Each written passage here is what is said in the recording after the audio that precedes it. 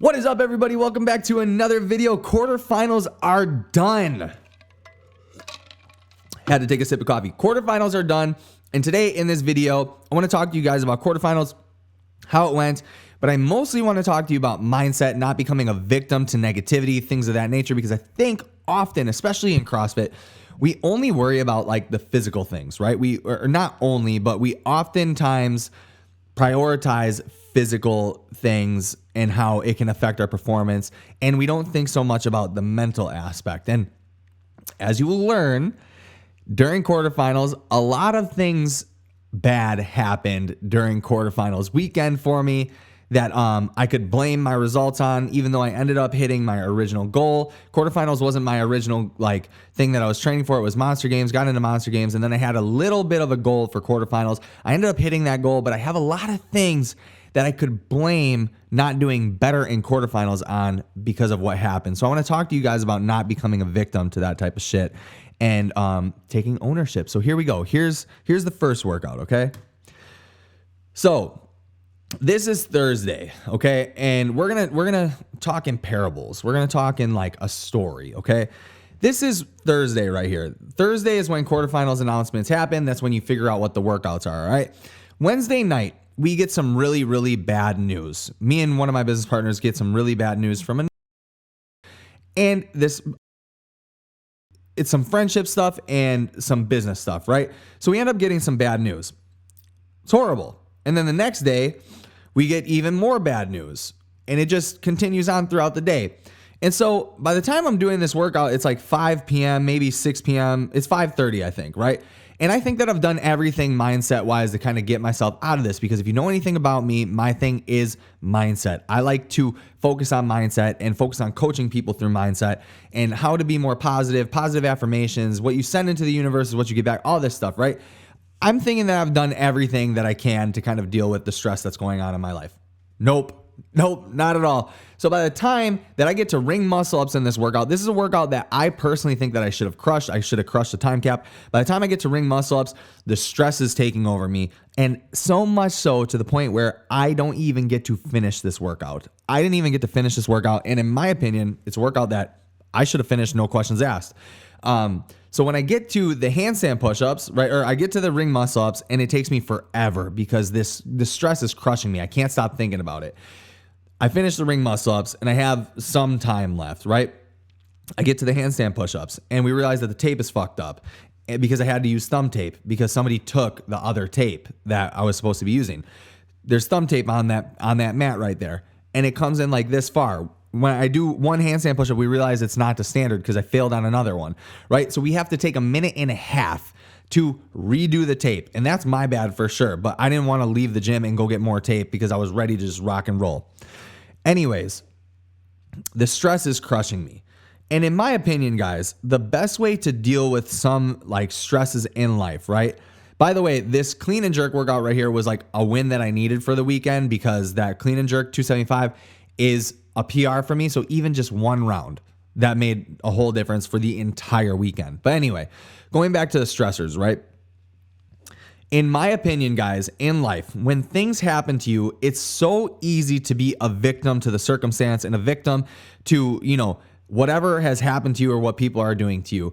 When in reality, what I think the hard thing to do and the responsible thing to do is to look at it from what did you do, right? What did you do in order to get that result that's happening to you, okay? So for example, let's say that you go into business with somebody, for example, and what do you think about that PR?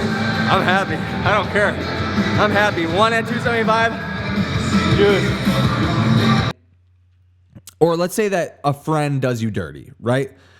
Let's say a friend does you dirty and you're just like, oh my God, they did me so bad. I can't believe that they did this to me. Why did they do this? All these things, all these questions always arise, right? It's so much easier to be a victim and play the victim and ask all those questions rather than be like, okay, look, they did this to me. I might have been friends with them for a long time, but to be honest with you, I chose to be friends with them. They probably showed me their true character in little ways over time.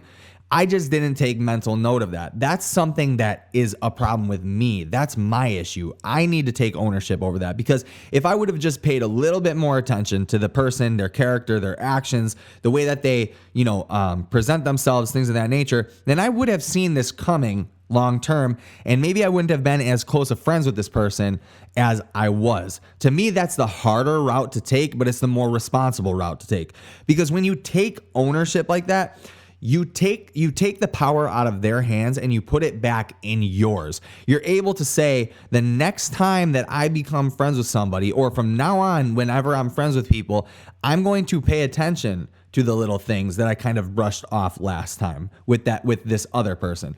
I am now going to take note every single time somebody does some fuckery with me or does something that I don't jive with.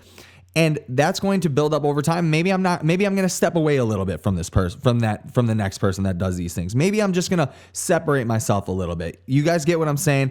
So always, always, always, in my opinion, it's the harder option, but it's the better option. It's the more responsible option. Never, ever give anybody else any sort of control over how you feel or over how you deal with your emotions in life, ever. It's always in your control, and you need to understand that. Do people do things that are fucked up that will make you feel bad? Yes, they absolutely do. But at the end of the day, you're choosing people to be in your life, and you're allowing them to do certain things. A lot of times you can generally tell if somebody's a snake or not, or if like something bad is going to happen to you because of someone or something. More times than not, you can tell earlier on, in your friendship or relationship with them, than just waiting until later. I kind of lost my train of thought there. Hopefully that makes sense. But yeah, that's for anything in life. Just taking extreme ownership, thinking about the things that got you to the point where something bad happens, and then just being honest with yourself. Did I see this coming, kind of? And I just kind of brushed it off. That's what I think is super important. So anyway, for me, this weekend was tough because of all the stressors that were going on, and also because I had to do a lot of these workouts alone. And, not that bothers me really, that I had to do these workouts alone, but I would have rather probably done them with somebody else, right? And that's another thing that has to come into mindset, right? Is like, you just, like, regardless of whether you have to do things in perfect circumstances or not, you just have to get some things done, right? And by the end of this weekend, I ended up placing 975th in quarterfinals. And my original goal was just top 1,000. Okay. It was top 1,000, but during quarterfinals, I ended up telling myself that I wanted to get top 500, because again, the goal is to eventually make it to the games in the Masters division. So my goal is to make it to the game. So I was like, I'm going to get top 500. This is something that you guys should never do. Never change the goal as you're like actually in the process of achieving the goal, because what that does is sets you up to kind of be disappointed in yourself, and again, on more negative thinking loops, right? And that's kind of what happens to me when I do things like that. So during this, and I kept the goal top 1,000, but I had this idea of top 500.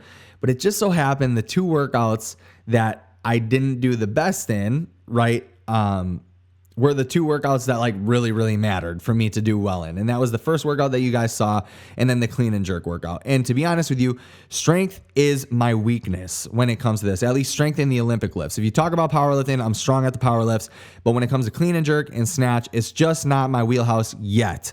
I'm working on it. We are going to be making that the priority this offseason up until Monster Games and up until the Open and quarterfinals next year. Strength is going to be my main priority, along with maintaining, fitness and, gymnastics and stuff like that, because that stuff is my strength. I would say I've got a good engine. I can go for a long time.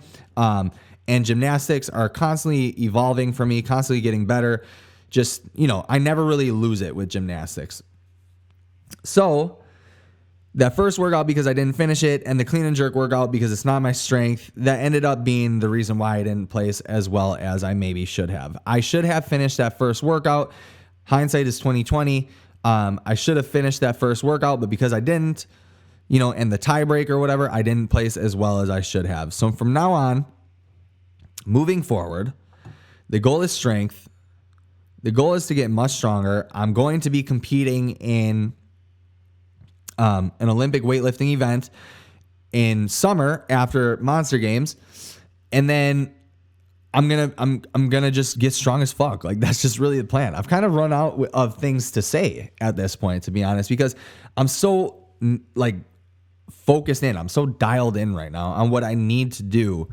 So like my main priorities for this off season, to be honest with you guys, aside from getting strong, is taking recovery like to the next level, taking it super, super seriously. And that might mean taking more days off sometimes, or, making sure that no matter what, we're getting a sauna at my house now, which is super nice, but making sure that I get in the sauna, making sure that I get enough sleep and proper sleep. And that's something that I've really worked on lately. I haven't ate sleep, because I'm a person that sleeps very hot.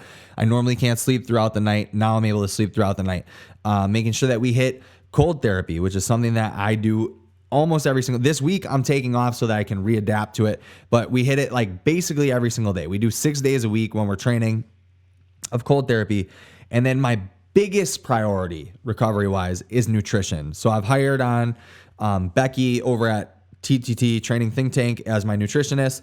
She handles my macros, my calories, all that stuff. And that has been a game changer for me, making sure that I eat enough and enough protein, and making sure that I just get enough calories in general. It's been a game changer, because by this time, normally I would have some sort of injury that I'm like trying to deal with or work with. And I haven't had any injuries that I need to sustain. So, which is very good, or need to sustain, that I need to take care of, which is very, very good. So guys, I want to leave you with this. Make sure that you make your mindset a priority when it comes to working out. It's not just about, fatigue management and recovery, stuff like that, because fatigue management your mindset plays a role in fatigue management, right? You have to make sure that you have your mind right if you want to compete at a high level. It's super important to take care of it. No matter how you do it, it doesn't matter. Just make sure you take care of it. I have this journal that I write in every single day. It's an affirmation thing. I try to do like walking meditations when I can. Just find whatever coping mechanism you can, because it's so important. And with that, thank you guys for watching. Subscribe, like the video. Thank you with this.